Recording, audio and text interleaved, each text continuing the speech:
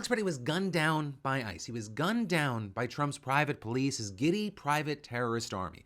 Angle after angle has come out showing this broad daylight beatdown and murder of a VA nurse who was just filming ICE and then protecting and helping a woman. An act so horrific that it's been indefensible by everyone that will actually take the minute to look at the video and not just listen or read this administration's lies, except the worst of them, right? You've got people like Stephen Miller, Greg Bovino, and Kristi Noem and the government, the talking heads who manufacture consent for them in exchange for money, power, and access on TV and social media, and the people who pray at their feet. They called him a domestic terrorist, a would-be assassin who brought a gun to inflict maximum damage on ICE agents despite every angle of video before, during, and after showing that is just a lie.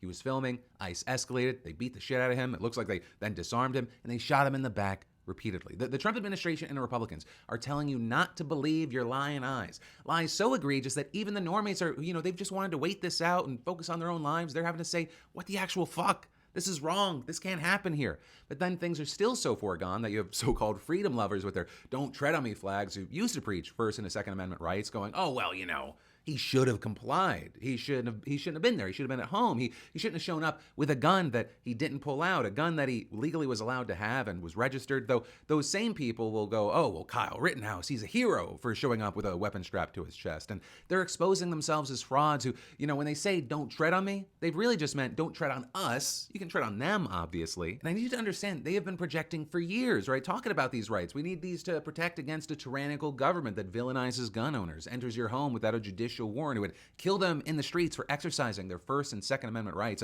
a government that protects pedophiles and the elites who prey on everyone else. Amazing how we still don't have those Epstein files because of Trump and his goons, but that's who they run cover for now.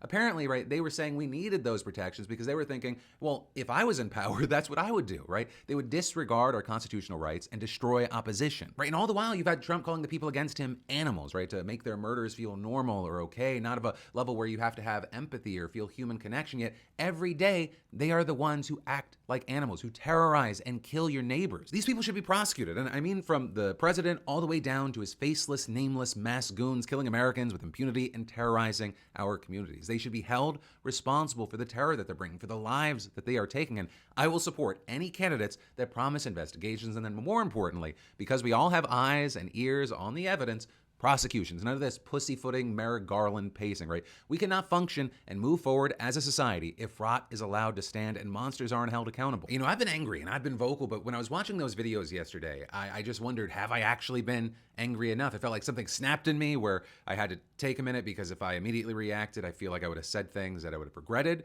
But also I have to ask, like, for people watching, if you're not angry, how? Why?